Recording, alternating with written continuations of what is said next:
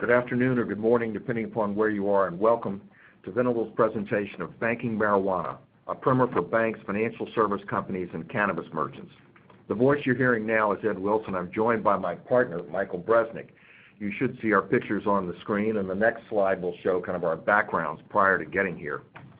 We've both taken interesting tasks and interesting ways to get here. Michael more on the enforcement side, I more on the regulatory side.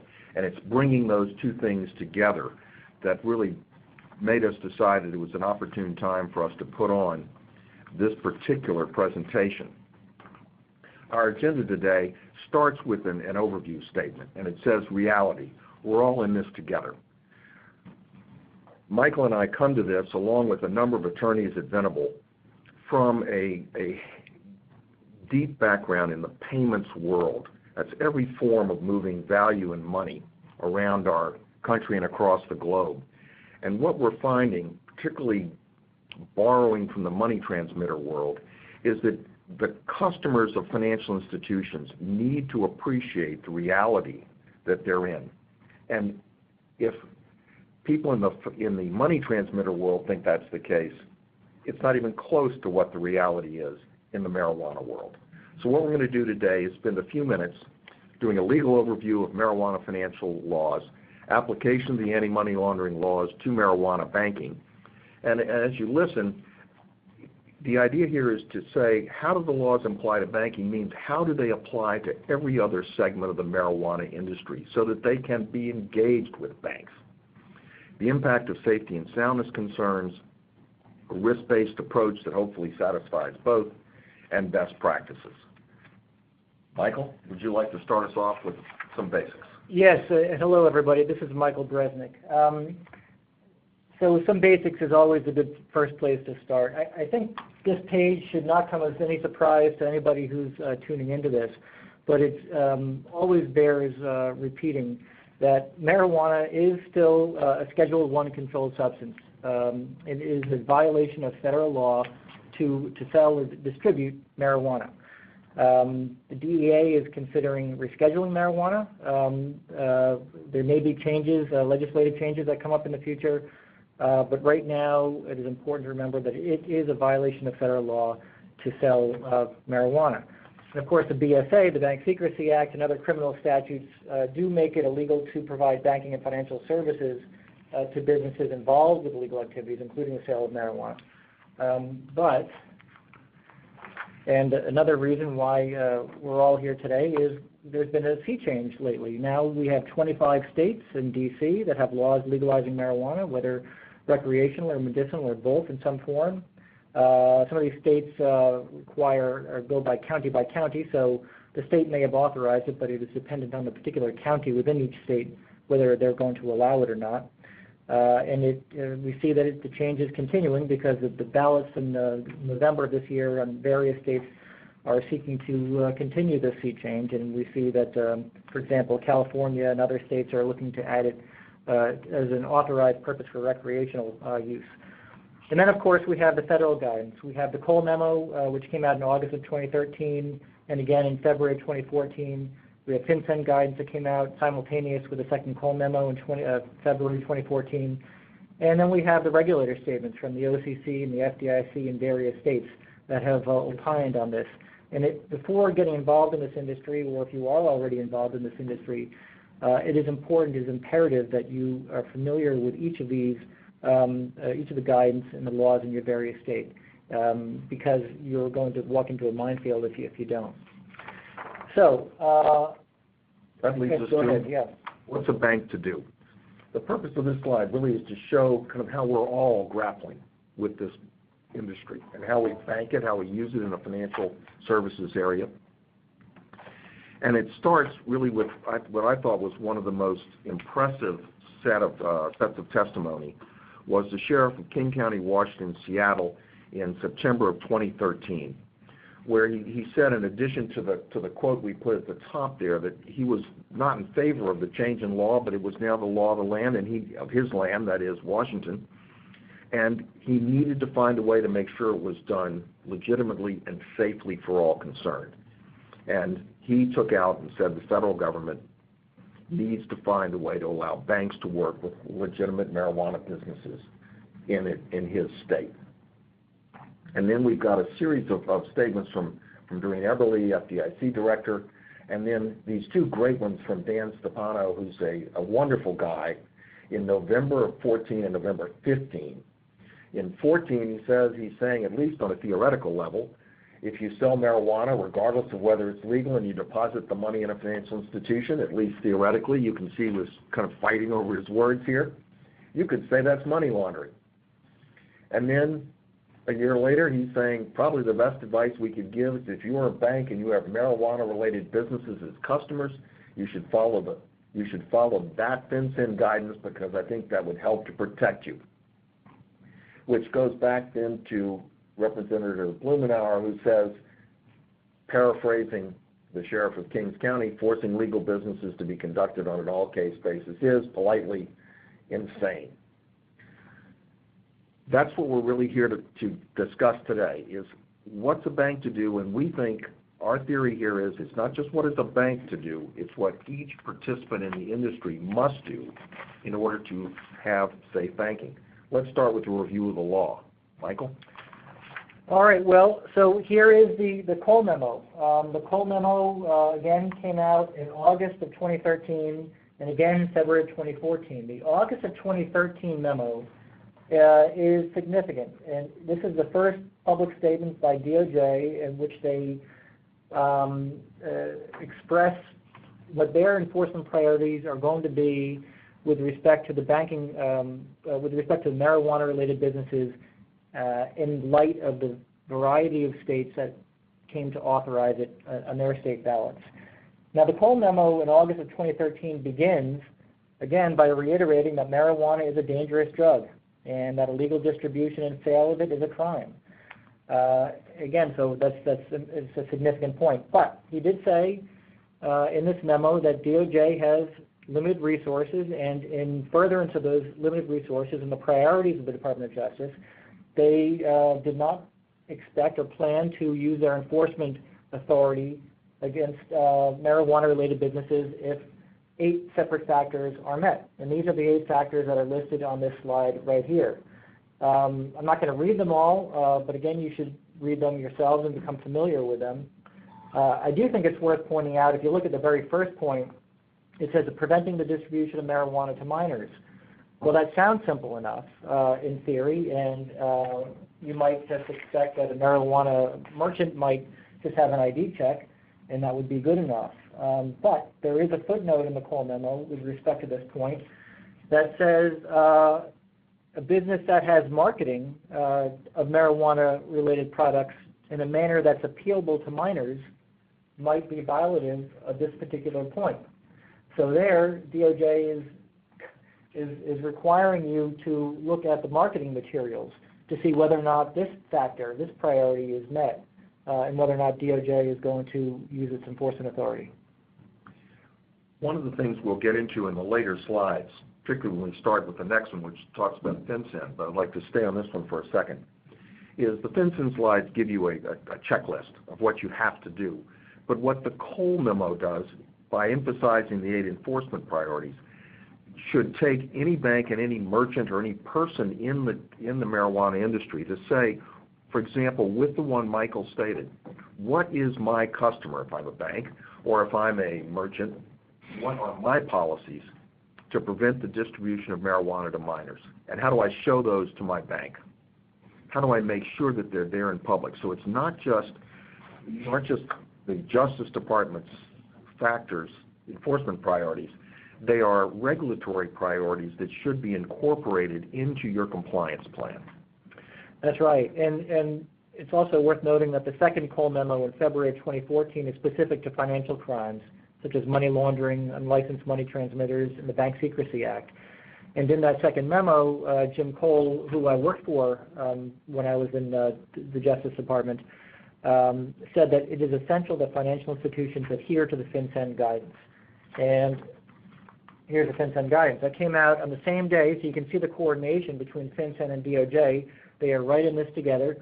And this FinCEN guidance, when I read it, it gives me small bit of comfort in that what FinCEN and DOJ are really doing their best to make the laws clear to financial institutions and try to give them some comfort.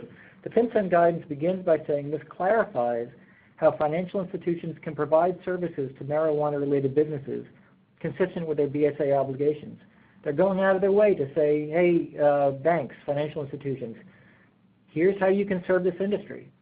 They also say that the decision to open an account should be made by each financial institution, and the factors include your business objectives, the evaluation of risks, and the ability to manage those risks. But that language should come as no surprise to anybody involved with banks or other financial services companies, because that's what you do anytime you open an account. You're looking at the risks and whether you can manage those risks. So looking at the FinCEN guidance, it notes that a financial institution should conduct thorough due diligence, and that due diligence includes what we have listed on the page here today. One thing I think worth pointing out is that second bullet point. It says reviewing the license application and related documentation submitted by the business for obtaining a state license. So it's not enough just to see that the merchant that you're considering opening has a license from your state. The FinCEN also wants you to look at the underlying documents that supported that license, the related documentation. Of course, ongoing monitoring and for suspicious activity and so on. And we're going to get into that more as we go on. What the FinCEN guidance also did was it pointed out that, yes, marijuana is still a federal crime, still illegal under federal law to service that industry. But what they did was they changed the SAR filing process for this industry to have 3 separate SARs that you could file: marijuana limited, marijuana priority, and marijuana termination. And we'll discuss those right now. Marijuana limited is a SAR that you're supposed to file when you as a financial institution reasonably believe, based on your due diligence, that the account for the merchant you're going to open does not implicate any of the factors that we addressed in the Cole Memo. One of the questions that arises with regard to marijuana limited SARs is how far does this run? When is a marijuana-related business not a marijuana-related business? And what the guidance on this, and it's a question we hear in our practice, is that if it's an entity that is really engaged in other things and it just happens to sell chain link fence to somebody's marijuana company, then it's not a marijuana-limited SAR. However, our understanding is that a good bit of what's being put together here is a way for the federal government to gain expertise in looking at and regulating this industry. And the way it does that is by getting the fullest picture of all the people who are involved. So it doesn't hurt to bend over a little backwards and file the SAR, because it helps the government get a better idea and get more comfortable with how it regulates the industry. Yeah, and you have to file the SAR. I mean, if you don't file that marijuana limited SAR, FinCEN's going to ding you, and you're going to have a whole lot of trouble. The next one, marijuana priority SAR. This is when you do have a reasonable basis to believe that one of the Cole Memo factors are implicated or otherwise violate state law. Now, this is not an exhaustive list, and it's taken from the guidance that FinCEN put out. It is absolutely a must-read for any financial institution or financial service company, or even a merchant that's looking to get banked, to understand how the financial institutions look at them and look at this industry. And so this is just sort of a subset of the red flags that an institution should be looking for, but they're pretty detailed. And so, for example, they ask an institution to note that there's a red flag if the business has revenue levels that are higher than projected, or higher than local competitors, or higher than the population demographics, or higher than any limitations that you'd expect if there are limitations imposed by the state. This is asking the institution to have a detailed and intimate knowledge, not just of this particular merchant that you're planning to board, but the entire industry, and the industry within the state, and the competitors, and the population, and the limitations of the state law. They need you to understand this in great detail. This ties into a couple of other things that you'll hear this in the theme. It requires a level of sophistication that a lot of the banks that we see starting to get into this industry do not have at the beginning. As Michael said, it requires you to know all of the entire industry as a holistic project And then to know when any of your customers get out of their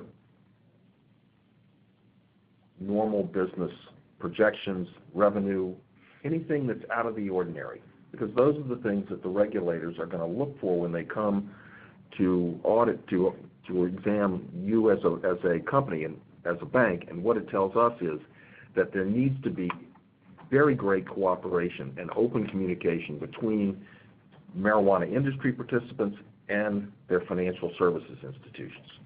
And I just changed the slide to add more examples of red flags. And one thing that's not on here that just makes me laugh when I read the guidance, it's the smell test. And I'm not familiar with any other sort of red flag based on a smell test, but FinCEN said it's a red flag if a customer seeks to conceal its involvement in marijuana-related business. For example, using a nondescript name, no marijuana in the name, that purports to engage in commercial activity, but then deposits cash that smells like marijuana. So that's a new one to me, but I think it shows the extent to which FinCEN is expecting the institutions that get involved in this business to be involved in every possible way and to know their customers. While we're on this, one of the ones that I thought from the other direction struck me is the first one. A marijuana priority SAR if a business fails to produce documentation of a proper licensure. That to me seems like it almost ought to be a marijuana termination SAR. Yeah. Because the bank cannot take the risk, and a merchant should not begin to think a bank should take a risk. Because what happens in this game is one of the downstream suggestions by FinCEN is that banks involved in any financial institution, regardless of type, that's involved in the marijuana business, provide information, share information through USA Patriot Act Section 314B, which we'll get into later. And that means that if Michael's bank terminates somebody because they fail to produce documentation of proper licensure and they come to my credit union, I ought to be able to know that immediately to a 314B structure. And that's where we are now. Michael. Well, that's right. I mean, this slide is pretty much covered. But the third SAR that banks are required to file is a marijuana termination. And so if they do terminate a relationship, you're supposed to note it with that SAR, and the 314B is an option that they can consider, as Ed just said. And I agree with that. I don't think there should even be a termination. I think they just shouldn't even banks shouldn't be boarding merchants that can't provide documentation that they're properly licensed. I think that should be a non-starter. If I can go back to the previous slide, I just want to point out the SAR timing. It's 30 days for marijuana limited SAR, the continuing SAR every 90 days. Again, that's should be no surprise. And again, for a priority SAR, it's 30 days as well. So you see the timing hasn't really changed. Ed? Beneficial ownership. This is a kind of a new requirement on banks, and it really doesn't fully come into effect until sometime in 18. Hold on a second, I'll give you the exact date, because I noted it down. But what it requires is for a bank that opens an account, even an account with an ongoing customer, must get a certification from the customer of who its beneficial owners are. And that means 25% or greater beneficial owners or a single individual with significant control. And the effective date, actually the compliance date is May 11, 2018, but it goes into effect much earlier. This should be fairly easy in the marijuana world because of the licensing requirements. We've not seen any licensing requirement that doesn't request significant beneficial ownership and background information. So as a financial institution, you should be getting that and be able to demonstrate about the owners and beneficial owners, their identity and background, their experience in business, regulated, non-regulated, experience in financial institutions, financial health, credit rating, all that sort of stuff. What you're trying to do, and what we have seen in our practice, is that the desire is for the financial institution to have a very detailed knowledge of the people coming in to bank them. Should be fairly easy in this world, but it's one you're going to have to keep track of and you'll have to start filing in due course certificates that you have with your regulators that you have gathered the information necessary under the beneficial ownership rules. Michael. Sure. Okay. Washington State, good example. In February 2014, DFI in Washington issued good DSA guidance to state chartered banks and credit unions. If you haven't read it, you really should. It's kind of it's the Bible. They recommend the FinCEN DOJ guidance, and they said that Washington will follow it. And then Washington received a letter from the FDIC in 2014 confirming the FDIC examiners will also follow. FDIC, of course, is involved here because these are state-chartered banks and state-chartered banks. Credit unions will, of course, be examined by NCUA or their own state. The DFI gave a presentation recommending banks marry two regulatory concepts, and this is what we talked about earlier. We started. This is one of the places we picked up this idea that the system of prosecutorial priorities based on the Cole memos really are not they're not prosecutorial priorities alone. They are hard and fast rules for you as a financial institution to make sure that you can say that you have asked and your customers have adopted policies that prevent those concerns from happening. This puts a lot of focus on the cost of internal compliance at banks, and it is as the Washington State DFI advice says, it's expensive, and you have to price it accordingly, and you need to price it out the right way. What we've also seen in this game is that people have not yet, some of the FIs we've looked at, seem not to be understanding the total cost of what this game means. And we suggest that as a financial institution, if you're going to get into this, that you really take the time to price through all of the due diligence efforts, the enhanced due diligence, for example, that Washington DFI talks about. And the final thing that we found really fascinating out of the Washington DFI is that credit unions will likely not be able to look to any assets of a borrower in event of a borrower's default or business failure. And as Mike, with his Justice Department background, quickly pointed out, the reason is that all those assets are going to be seized. This person will have stepped outside of the state allowable activities and will be caught in the federal web. And one of the things that's going to happen is the assets will be seized and frozen, and they will not be available as collateral. Mike, do you have anything you want to add on that? No, I think this is a safety and soundness issue, though. Yeah. Let's take a second on what Mike just talked about, and then we'll pick it up again later. As we talk to regulators outside of FinCEN, to some of them, and these are some fairly senior people in the federal regulatory world, they view the FinCEN requirements as kind of almost as of course, because they see them as a subset of their goal, which is the safety and soundness of the banking system at the state and federal levels. So they expect, and their concern is illustrated by this lending issue. If you're a bank, you're expected to have safe collateral for loans. Well, we've just been told that collateral pledged for marijuana loans is likely not to be there when and if the time comes. That is a direct threat to the safety and soundness of the Federal Deposit Insurance Corporation, for example, for their corporate fisc. And it's something that when I talk to people who say, well, the federal regulators are being so tough, we're following the guidelines, what echoes in my head is you're solving for the wrong problem. You have to solve for the safety and soundness issue as well as the FinCEN issue. This slide simply shows the vulnerability that banks and other financial services companies have with respect to this issue. Operation Choke Point was an enforcement initiative that I created along with a handful of others when I was at Department of Justice.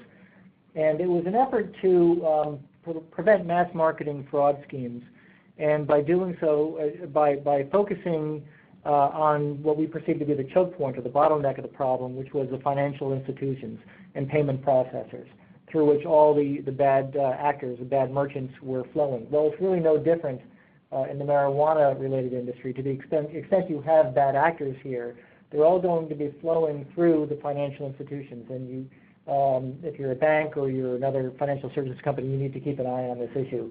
The last bullet point is the Millennium Bank consent order that just got announced publicly, although it was signed in March of 2016. We're going to address that a little bit later in a handful of slides, but that is a good example of a bank that had its feet held to the fire for its relationship with marijuana businesses. Ed's going to discuss DOJ AML. I was afraid he was going to ask me to do this. Now, this is I started in this world, actually, before there was a FinCEN, with the Bank Secrecy Act and then working on the initial papers that led to the formation of FinCEN. For years, we've talked about the 4 pillars of an AML program: designated BSA officer, Bank Secrecy Act officer, appropriate training, internal policies, procedures, and controls, and then internal audit, independent audit, rather, excuse me. These are things that we still are surprised in our practice to find people not taking seriously. Let me walk through each one. A dedicated BSA officer who frankly has no idea what her duties are, really has never been trained in what the Bank Secrecy Act requires. We then go from a decent Bank Secrecy Act officer to someone doing training in the, to failure to train the frontline tellers. They don't really understand when a currency transaction report must be filed. They don't understand when there might be exemptions. And these things come out very quickly in an audit. Then the internal policies and procedures and controls, which start with, and we'll talk about this later, an appropriate risk assessment, which we find is kind of the first thing asked for in an audit. Then how do you onboard? Are you catching that beneficial ownership information in a way that you can reflect that you've done it to your bank examiner? Are you paying attention to the coal factors? Yes. Are you paying attention to the coal factors? Are you walking your way through and using those as affirmative compliance standards, not just things to be worried about? The coal factors, then the FinCEN guidelines. How do you conduct ongoing monitoring? We have found, I'm real direct about this, we have gotten potential client after potential client calls us and says, just send us some policies and procedures and a standard risk assessment. And we say, we think you need to find another set of lawyers. Sure, we could give them cookie cutter stuff, but unfortunately for all of us, the major firms in this country that do a lot of Bank Secrecy Act work are well known to the regulators, and they will see that and say, what were you doing? So we have to be careful, because in this game we are as much in it as are the financial institutions and the merchants and the other people in the marijuana business. This continues to ongoing monitoring. There's got to be a policy and a procedure and a way of showing that that procedure is followed, a control mechanism. Same on CTR filing and on SAR filings. The SAR filings in this game are onerous. They take a lot of time, but they have to be done consistently. CTR filing as well.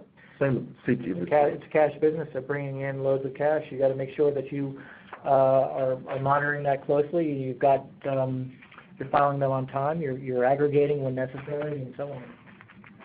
Good point. Okay. The effect of the Cole Memo and FinCEN guidance. Well, if when you read the Cole Memo, it doesn't make you take this very seriously, I think you're in the wrong business. Same with the FinCEN guidance. The first thing is that the risk of from a bad self-assessment rises. It is imperative that as a financial institution you understand the risks, and the risks are going to differ by every merchant or every supplier in the industry, because they have different experiences. For example, Scott's just said it's going to get into the hydroponics business for marijuana. That is a 150-year-old business, interesting track record, but it has no experience in this world. So how do you risk it? How do you assess it? What risk rating do you give it? Those are things that regulators are coming to financial institutions and saying, we would like to see what factors you took into place, what documents you looked at, and how you came to your reasoned position. Same with the KYC process and the customer due diligence. It must be more sophisticated. In this regard, we're seeing kind of an interesting mix. We're seeing more marijuana banks that are smaller banks and frankly lack the sophisticated electronic systems as some of the larger banks. Mike will talk about this later, that what we're looking for is the right fit on electronic systems for banks. The CTR SAR filing requirements, as we just discussed, increased exponentially. And then we have a revised policies, programs, procedures as necessary, and one size, guys, does not fit all. If you look at a group of banks that all adopted the same procedures, trust me, the regulators will see it, and they will say, these were cookie-cutter approaches sent out by, say, the state group or whatever, and nobody took time to change them. Mike, you want to talk about Yeah, I'll point out that the second bullet point on the practical effect of the Cole Memo and FinCEN guidance, that's really where the Millennium consent order came down. It was on the practice. And we'll get to this in a second, but they talked about the IT staff and sufficient staffing and reporting structure and so on. That's where the regulators are focusing on, and that's where they did focus on in the Millennium case. And again, we'll get to that in just a bit. Next, we're going to be addressing risk-based assessment. This is the beginning point of every financial institution's policies and procedures. And as each pronouncement by regulators at any level, including the Justice Department, say certain customers pose a higher money laundering risk because of the nature of their business, occupation, or anticipated transaction activity. This ties back to Michael's point earlier on in our program, that the bank needs to know what is the expected flow from a company.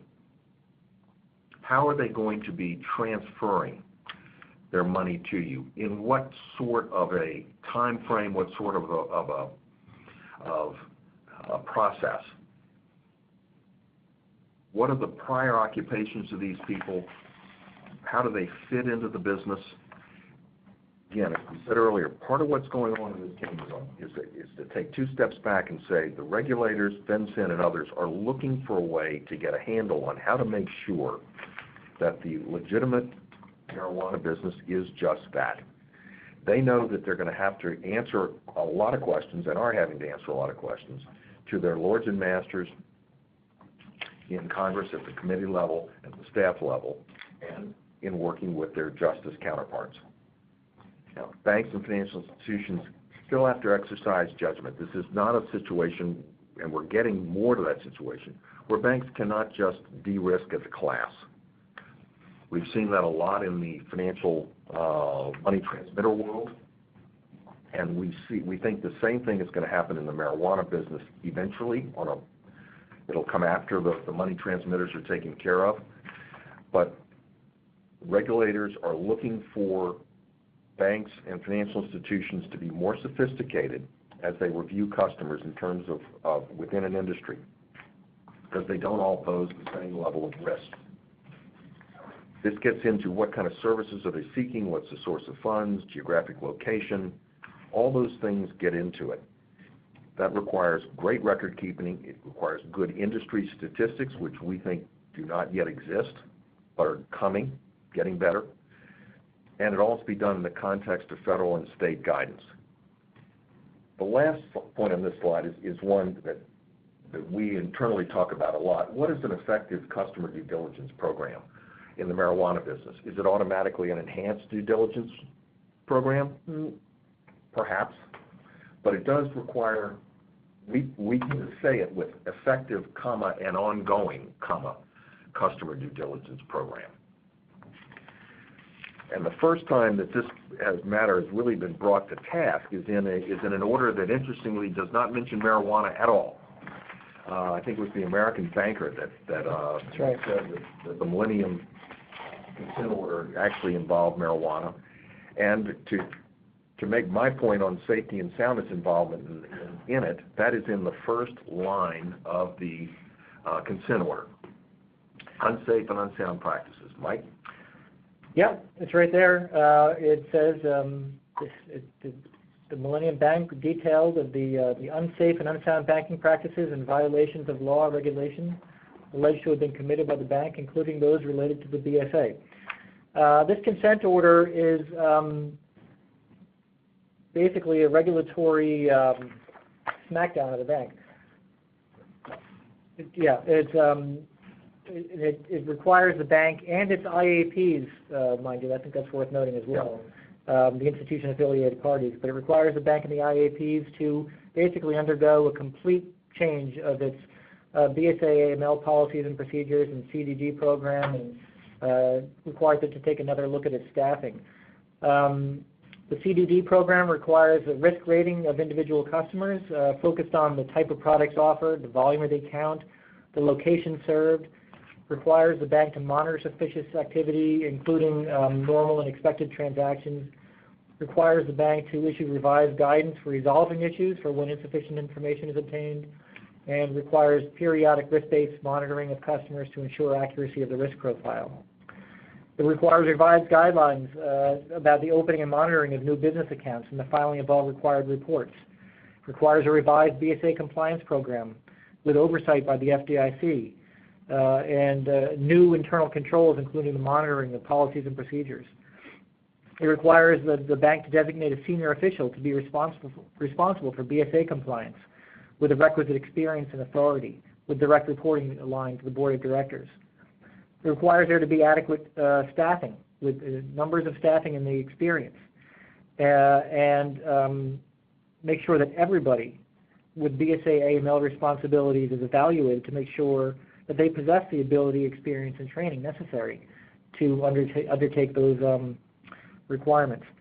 Now, this includes all staff with BSA responsibilities. It applies to tellers, it applies to couriers, it applies to IT staff and customer service. Anybody within that bank that touches the BSA has to be evaluated to make sure that they have the requisite ability, experience, and training. The bank has to have revised guidelines on accurate record keeping, form completion, and detection of suspicious activity, and this needs to be updated at least once a year. The FDIC and the Illinois Division of Banking really left no stone unturned in this consent order, and as I said, it was a complete smackdown of everything that bank was doing. One of the things there's several points I think that we ought to make about this, and they're pretty obvious, and I would suspect that everybody listening to this hears them as well. One, the cost of this is astronomical. And we talked earlier about having to price appropriately. This consent order is as I read it, the dollars just kept rolling up in my mind. Not the least of which was, how do you find experienced BSA officers? We've had clients here, and I'm sure other law firms, perhaps on this call, but people I know have been in the same situation where their financial institutions clients have hired over 300 new BSA personnel, BSA-related personnel, as a result of a bank exam. That was a fairly good-sized bank, but by no means one of the 10 largest in the country. We've seen it at every level. And that comes back to the earlier, if you're going to get in this game, you need to make sure that you're getting the right information and you're pricing how much it's going to cost you to process it, keep good records about it, update it, etc. Because the staffing grows more. What we have seen is it doesn't grow by onesies and twosies. It doubles, it triples. It's more than an arithmetic progression. And the cost of that needs to be taken into account, as does this idea of how are you going to find and train. Because what we've seen across the country is, frankly, there is a shortage of people who can evaluate who can investigate SARs, can look at whether a SAR to be filed, and those are things that people in this business in particular are going to get hit with huge financial cost about it. The last thing I want to say about it is there've got to be good fallback plans. The consent order mentions in it something that's rarely talked about, but you've got to have a fallback for your electronic systems. It's a succession plan for the people, but it's also a disaster recovery plan for your financial systems. There's got to be good backups. All right, now we're going to get into best practices. A lot of what we discussed already, I think, could fall under that best practices advice, but here are some things, I guess. Ed, why don't you take this? Sure. We've been down this road multiple times, so I won't worry about it, but there needs to be a good file. Every document from the state application and evidence that you reviewed it. It's not just good enough to get the state application and throw it in a file. The regulator's going to want to say, what did you do with it? What did you check something? Did something bother you? How did you use that in your risk rating for that particular customer? How do your policies and procedures take into effect the requirement that business comply with the Cole Memorandum priorities? And I want to point out, we actually want to address this to the merchants who are seeking a banking relationship because, as Ed said at the very beginning, we're all in this together. So it's not enough for a bank to understand its obligations and responsibilities, but if you're a merchant and you're looking to obtain a banking relationship in this environment, you need to understand what the banks are going to be looking at. You need to understand what they're going to ask you when you walk in that door and try to fill out that application. So understanding the Cole Memo and understanding the FinCEN guidance and what they're going to be looking at is going to help you and go a long way towards you getting that relationship. So, understanding the documentation the bank is going to ask you for and have that ready and readily available. And show that you are a legitimate business and you're complying with the Cole Memo and the FinCEN guidance in every way. I think that last bullet point on the 8300 is particularly relevant now. There have been reports in the news lately about increased audits by the IRS into these MRBs and their 8300 filing responsibilities and whether or not they are actually complying. If you're a marijuana-related business, if you're a merchant, you have to file an 8300 if you are accepting a cash transaction of greater than $10,000. It is the law. You need to do it. And if you don't do it, you could get in trouble by the IRS or even FinCEN. There is an MOU, a Memorandum of Understanding, signed between the IRS and FinCEN that allows them to share information. Now, it's not uncommon for federal agencies to enter into such MOUs, but given the culture and given the environment that we're in today with the Millennium Consent Order, with the reports of the increased audits by the IRS into 8300 filing, I think it's safe to say that this industry is being watched carefully.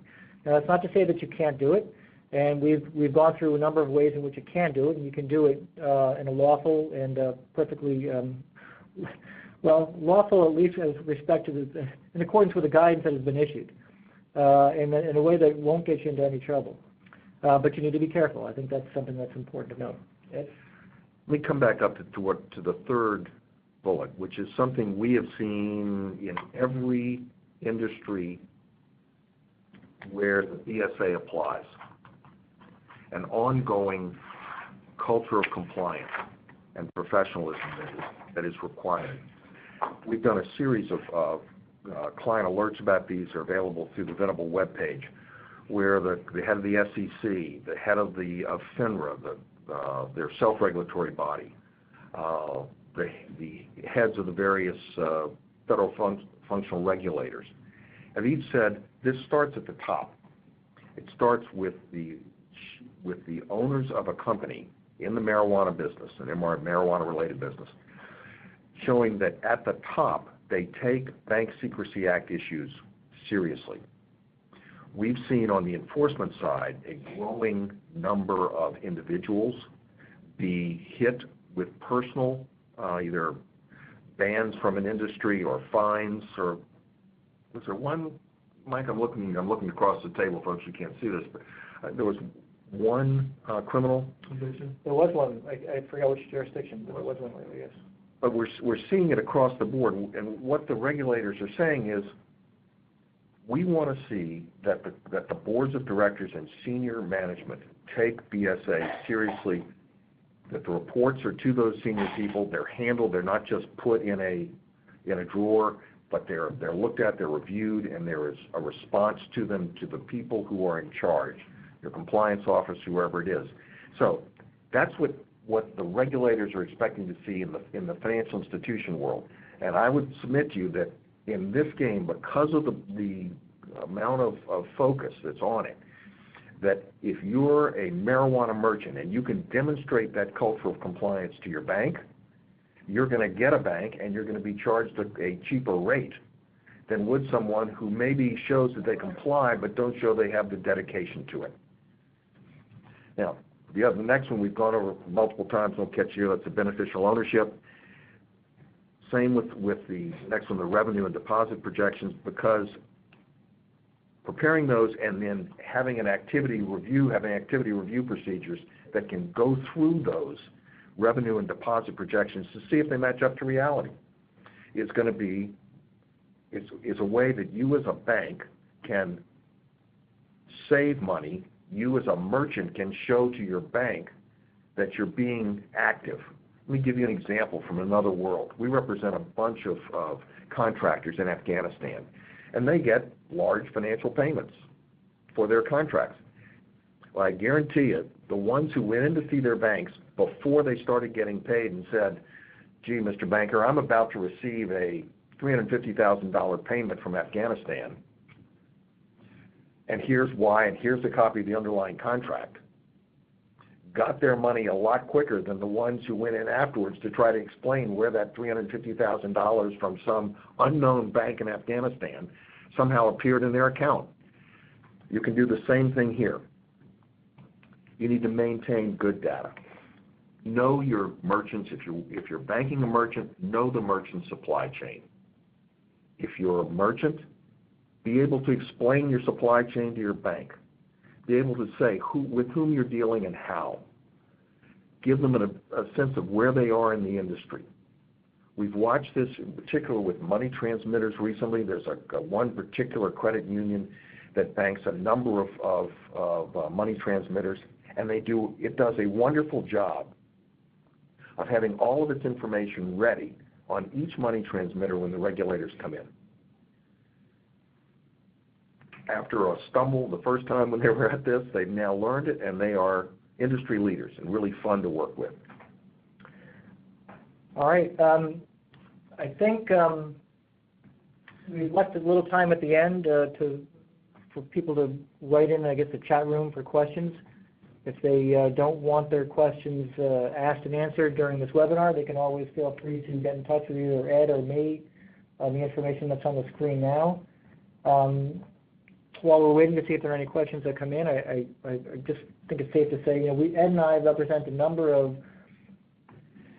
clients in this industry, whether it's banks or merchants or others. And I don't want to speak for Ed, but they're terrific people who are doing terrific work, and we're just trying to walk the minefield of conflicting law and regulations and statements that we've seen out there today. We all wish there were more clarity in this industry, and hopefully we're going to get there one day. But I think in the meantime, there are ways that people can be involved in this, again, without getting into any trouble, by looking at the Cole Memo and the FinCEN Guidance, which we've talked about all the time, by using sort of the common sense that's been a part of this industry for many, many years now. The BSA itself hasn't changed, and if you are familiar with how to do due diligence and do a proper risk assessment and how to manage your risk in a variety of high-risk areas, whether it's marijuana or other industries that are out there today, I think you can do this work safely and soundly and in a proper manner. Go ahead. I think I agree with that, and I would say one of the hopes I have for the industry is that some of the clients that we worked are doing incredibly good and serious work at ways to reduce the burdens of compliance on the marijuana industry. They worked long and hard and at great expense to come up with ways that help the marijuana merchants and the regulators, state and county, and the federal banking regulators see a way to make this work in a way that hopefully eventually will lower the cost and make sure that it is an industry in which the law enforcement and the public policy makers in our country can have confidence. Because absent that confidence, it's not going to grow. It will always be somewhere in the periphery. Any questions? We've not seen any questions. We'd like to say thank you very much for your time today, and if you have any additional questions, of course our emails and phone numbers are on the screen, and you're welcome to contact us. Thank you very much.